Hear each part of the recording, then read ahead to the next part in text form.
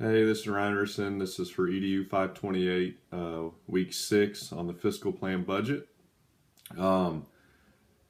I looked at this from the perspective of a small high school and what budget that we would use. I went with a zero-based budget due to the fact that I think that this is best for a small school with a very small budget. Um,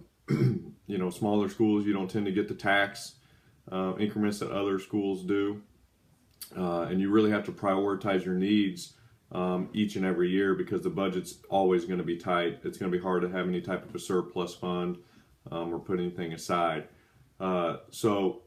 the first thing that I do when I got my budget, overall budget from the school district, is you'd have to first look at, okay, what are the transportation costs and what it's going to be for field maintenance, and you have to get those things out of the budget so then you can balance your budget of what you actually have to spend that isn't a guaranteed expense coming out of there. And it's hard because each season, in sports specifically, transportation costs are going to vary from pretty cheap for maybe a sport that only has 4 or 5 away games to a sport that maybe has 22 games in a year and maybe 10 to 12 or plus are away. So we really got to get that out, and then obviously some fields are going to cost more to maintain than others, and I think that it's only the fair way to get those costs out of the way to begin with, and then take whatever your leftover budget is, and then kind of get that list gathered from all your other sports and coaches and what they're kind of wanting and needing, and then kind of balance out a priority list. And it's not necessarily going to be fair or even. But the reality of it is not each sport is going to cost the same. Not the number of participants are going to be the same in each sport.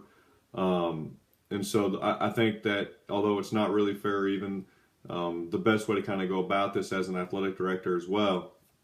is kind of maybe put together a little bit of a committee where you guys can come together, and it's maybe 2, 3, 4 people coming together and thinking about, what is the best way to assess what each sport needs and wants, and how to prioritize those needs and wants into a list, and then go through about it that way. And I think that if you can accomplish this, and then each sport has a fair chance of getting everything that they need, maybe not everything that they want, but that's kind of the obstacle that you have to run and jump over as a small high school that doesn't have a very big budget and doesn't very often get tax increases passed. I also think that, when you run out of your athletic budget, the other big thing that can help you is having that booster club. And I think it's one thing that, if you can't get a need or a want covered through your athletic budget, getting together a well-written or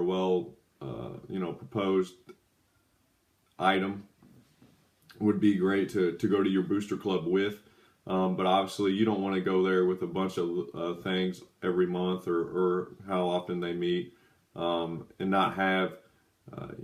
any strength with your argument.